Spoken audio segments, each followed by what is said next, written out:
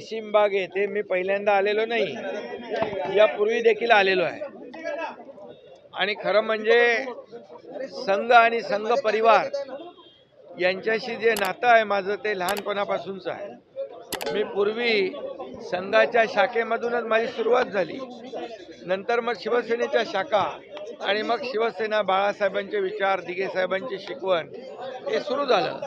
कारण संघ परिवार आणि शिवसेना यांचे विचार एकसारखे आहेत। खरं म्हणजे निरपेक्ष भावनेने कसं काम करावं हे संघ परिवाराकडून शिकावं। कुठलीही प्रसिद्धीची अपेक्षा न ठेवता संघाचा स्वयंसेवक काम करतो आणि या देशभरामध्ये संघाच्या 5 लाख शाखा आहेत आणि 1925 रोजी संघाची स्थापना परमपूज्य डॉक्टर हेडगेवारजींनी केली। आता पुढच्या वर्षी त्याला 100 वर्ष होत आहेत आणि हे देखील विशेष आहे। एखादी संस्था सुरू होते परंतु 100 वर्ष या देशाची सेवा करणं, या देशाच्या उभारणीमध्ये, राष्ट्रसेवेमध्ये संघाचं जे योगदान आहे ते कुणालाही नाकारता येणार नाही। आणि म्हणून संघाची शिकवण जी आहे जोडणारी आहे, तोडणारी नाही। आणि म्हणून आम्ही देखील बाळासाहेबांचे विचार, आनंद दिघे साहेबांची शिकवण याप्रमाणे प्रखर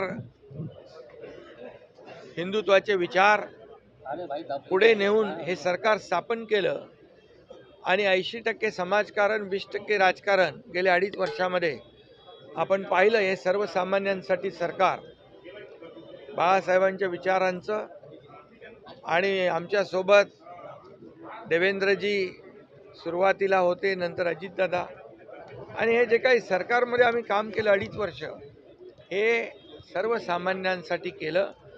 कुठलाही स्वार्थभाव न ठेवता मला काय मिळेल, आम्हाला काय मिळेल, यापेक्षा महाराष्ट्राला काय मिळेल, या महाराष्ट्रातल्या जनतेला काय मिळेल हे आम्ही 2.5 वर्षामध्ये या महाराष्ट्राला दाखवून दिलं।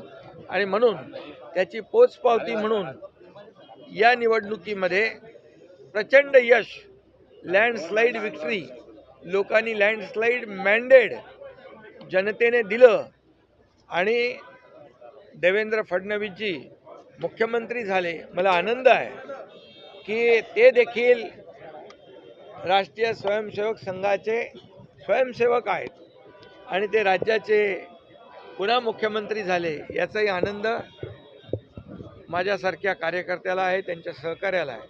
आणि म्हणून या ठिकाणी आल्यानंतर एक येणाऱ्याला प्रेरणा मिळते, ऊर्जा मिळते आणि पुढचं काम करण्यासाठी अधिक बळ मिळतं। आणि म्हणून इथं जो खऱ्या अर्थाने समाजसेवा करणारा आहे निरपेक्ष भावनेने, त्याने जरूर एकदा तरी यावं आणि इथून प्रेरणा घेऊन जावी।